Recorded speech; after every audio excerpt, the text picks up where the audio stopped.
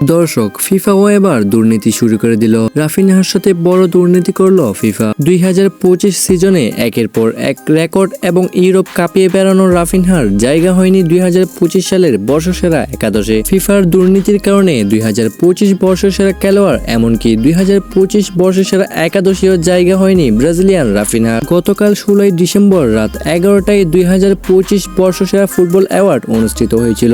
এই অনুষ্ঠানে ফিফা বর্ষসেরা কোচ, বর্ষসেরা খেলোয়াড় এবং বর্ষসেরা একাদশ ঘোষণা করা হয়েছে।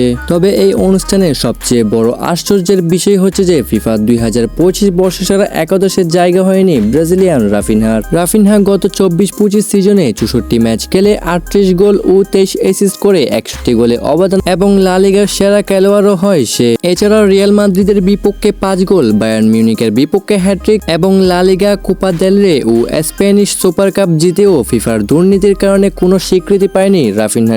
2025 বর্ষসেরা একাদশে কোল পালমার ও বেলিংহ্যামের মতো অর্ধেক সিজন খেলা খেলোয়াড় থাকলেও এত সব রেকর্ড করার পরেও সেই একাদশের জায়গা হয়নি রাফিনহার। রাফিনহা গত সিজনে বার্সেলোনার হয়ে লা লিগা, চ্যাম্পিয়ন্স লিগে একের পর এক গোল অ্যাসিস্ট করে দলকে ম্যাচ জিতাতে বড় অবদান রাখে। গত 24-25 সিজনে রাফিনহা এমন দুর্দান্ত পারফরম্যান্স এবং এত সব রেকর্ড করার পরেও বর্ষসেরা খেলোয়াড় হতে না পারলেও আমার মতে রাফিনহাকে বর্ষসেরা একাদশে রাখা উচিত ছিল। তো বন্ধুরা, আপনাদের কাছে কি মনে হয় রাফিনহাকে 2025 বর্ষসেরা একাদশে থাকার যোগ্য এবং আর কোন কোন খেলোয়াড় এই একাদশে থাকলে ভালো হতো তা কমেন্টের মাধ্যমে জানাতে পারেন।